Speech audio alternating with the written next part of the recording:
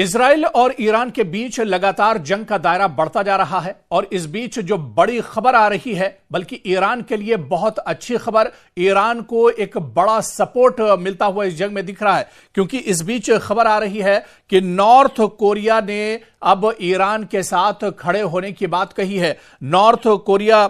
में Kim Jong Un ने कहा है कि अगर जरूरत पड़ी तो हम ईरान को लंबी दूरी तक मार करने वाली मिसाइल देंगे। जी हां, नॉर्थ कोरिया ने बाकायदा इस बात का ऐलान किया है कि वो इस जंग में ईरान के साथ खड़ा है और अगर जरूरत पड़ी तो लंबी दूरी तक मार करने वाले मिसाइल नॉर्थ कोरिया ईरान को एक तरह से देगा। तो यह बहुत बड़ी खबर है इजराइल और अमेरिका के लिए, एक बड़ा झटका, बेंजामिन नेतन्याहू और डोनाल्ड ट्रंप के लिए एक बहुत बड़ा झटका। जिस तरह से इससे पहले हमने आपको बताया था कि जंग से पहले चीन और रूस ने एक तरह से यह बात कही थी कि ईरान के ऊपर अगर जबरदस्ती जंग थोपी जाती है, अगर ईरान के ऊपर हमला किया जाता है तो फिर आलमी पैमाने पर इसकी मजम्मत की जाएगी। और रूस और चीन ने कहा था कि वो फिर यह सोचने पर मजबूर होंगे कि वो ईरान के साथ इस जंग में एक तरह से खड़े हों। और जिस तरह से माहिरीन का मानना है कि ईरान जितनी मजबूती के साथ यह जंग लड़ रहा है, ईरान जिस तरह से लेटेस्ट हथियारों का इस्तेमाल कर रहा है,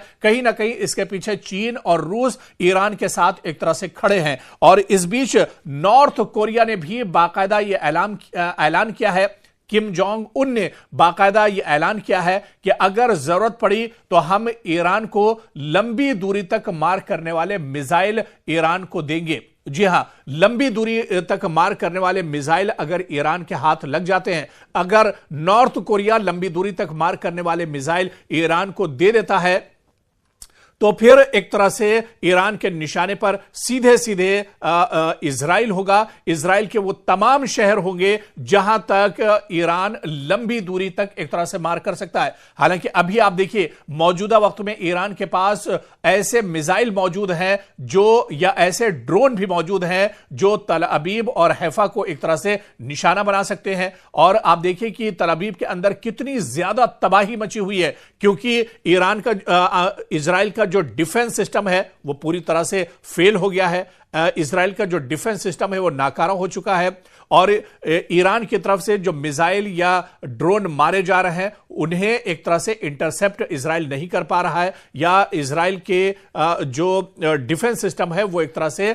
ईरान की मिसाइल और ड्रोन को नहीं रोक पा रहा है। और इसके बाद जिस तरह से नॉर्थ कोरिया ने कहा है कि अगर जरूरत पड़ी तो लंबी दूरी तक मिसाइल नॉर्थ कोरिया ईरान को देगा, यानी ईरान के पास अगर लंबी दूरी तक मार करने वाले मिसाइल आ जाते हैं तो फिर पूरा इजराइल एक तरह से तबाह हो सकता है। इजराइल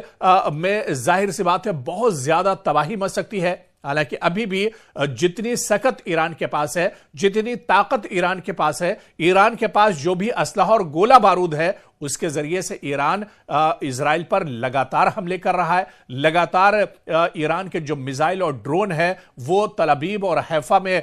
या बैतयाम में लगातार गिर रहे हैं। तो ऐसे में अगर नॉर्थ कोरिया का साथ ईरान को इस जंग में मिल जाता है तो अमेरिका के लिए भी बहुत बड़ा झटका होगा। और फिर अगर नॉर्थ कोरिया के लंबी दूरी वाले मिसाइल ईरान को मिल जाते हैं तो ईरान तेहरान से ही लगातार व्हाइट हाउस को भी निशाना बना सकता है, तेहरान लगातार वॉशिंगटन को भी निशाना बना सकता है, तेहरान लगातार न्यूयॉर्क को निशाना बना सकता है। और डोनाल्ड ट्रंप जहां भी होंगे वहां ईरान एक तरह से अमेरिका में टारगेट कर सकता है। तो यह बहुत बड़ी खबर ईरान के लिए है और बहुत बड़ा झटका अमेरिका और इजराइल के लिए है, क्योंकि नॉर्थ कोरिया अगर अपने मिसाइल ईरान को सौंपता है, अगर नॉर्थ कोरिया के लंबी दूरी वाले मिसाइल एक तरह से ईरान को मिल जाते हैं तो एक तरह से इजराइल और अमेरिका के अंदर एक बड़ी तबाही होगी। और आने वाले दिनों में नॉर्थ कोरिया का क्या कुछ रुख रहता है, नॉर्थ कोरिया क्या ईरान के साथ जाता है, जिस तरह से नॉर्थ कोरिया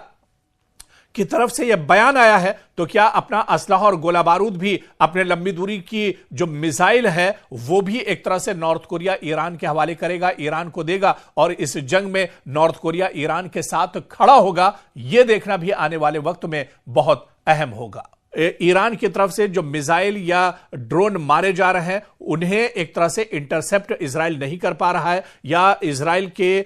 जो डिफेंस सिस्टम है वो एक तरह से ईरान की मिसाइल और ड्रोन को नहीं रोक पा रहा है। और इसके बाद जिस तरह से नॉर्थ कोरिया ने कहा है कि अगर जरूरत पड़ी तो लंबी दूरी तक मिसाइल नॉर्थ कोरिया ईरान को देगा, यानी ईरान के पास अगर लंबी दूरी तक मार करने वाले मिसाइल आ जाते हैं तो फिर पूरा इजराइल एक तरह से तबाह हो सकता है। इजराइल में जाहिर सी बात है बहुत ज्यादा तबाही मच सकती है। हालांकि अभी भी जितनी सकत ईरान के पास है, जितनी ताकत ईरान के पास है, ईरान के पास जो भी असलहा और गोला बारूद है, उसके जरिए से ईरान इजराइल पर लगातार हमले कर रहा है। लगातार ईरान के जो मिसाइल और ड्रोन है वो तल अबीब और हैफा में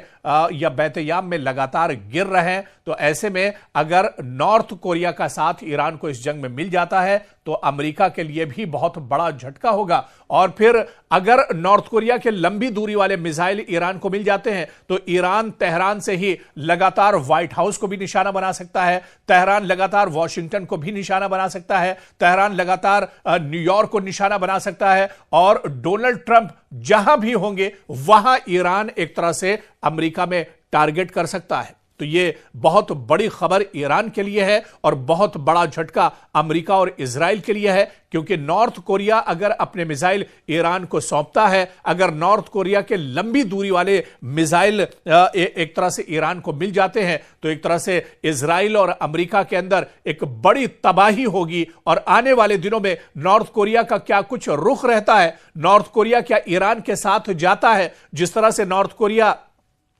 की तरफ से यह बयान आया है, तो क्या अपना असलहा और गोला बारूद भी, अपने लंबी दूरी की जो मिसाइल है वो भी एक तरह से नॉर्थ कोरिया ईरान के हवाले करेगा, ईरान को देगा, और इस जंग में नॉर्थ कोरिया ईरान के साथ खड़ा होगा? यह देखना भी आने वाले वक्त में बहुत अहम होगा।